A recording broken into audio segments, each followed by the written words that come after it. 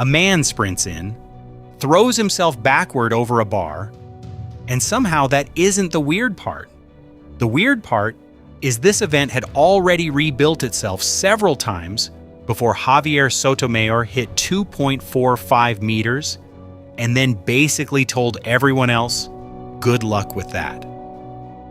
In 1895, Mike Sweeney clears 1.97 meters, and that is the world best.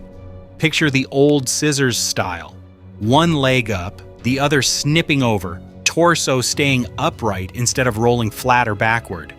The bar is still under 2 meters, which sounds small now only because the technique is basically Victorian. This is the clean starting line.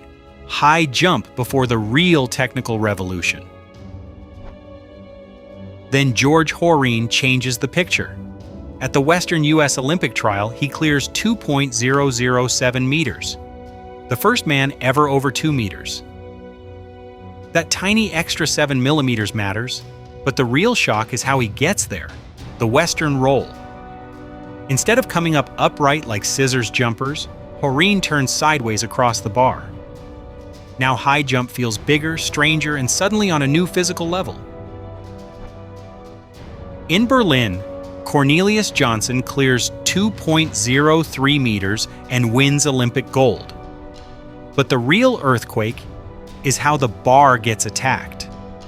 Silver medalist Dave Albritton arrives as the first prominent straddle jumper, chest down, legs scissoring over, body rolling across the bar.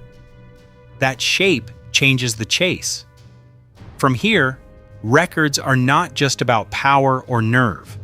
Technique starts steering the event, and the straddle will rule for decades.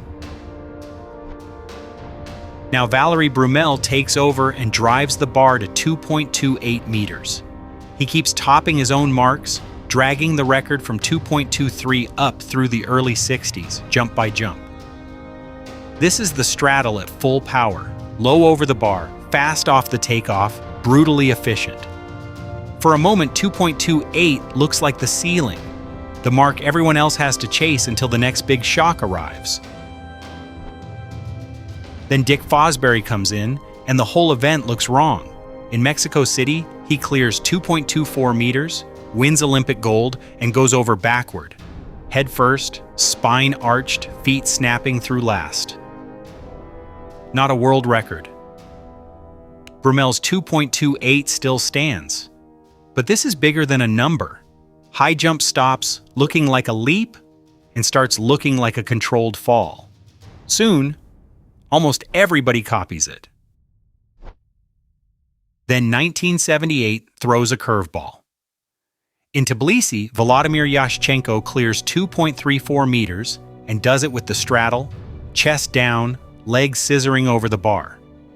World Athletics later called him the last king of the straddle. That's the twist. The old style still had one huge record left. Technique changes aren't neat. A revolution can win, and the previous regime still lands one last punch. In Salamanca, Javier Sotomayor floats over 2.45 meters on July 27, 1993, and pins the ceiling higher than anyone has touched since. World Athletics still has his name next to the men's record. Put that bar beside 2.3, the height that once shook the sport, and it sits 15 centimeters higher. The style changed, the bodies changed, the training changed. That number stayed put. That's the strange beauty of the high jump. It didn't climb in a straight line. It kept changing its whole identity. And after all that reinvention, one bar at 2.45 meters still hasn't moved.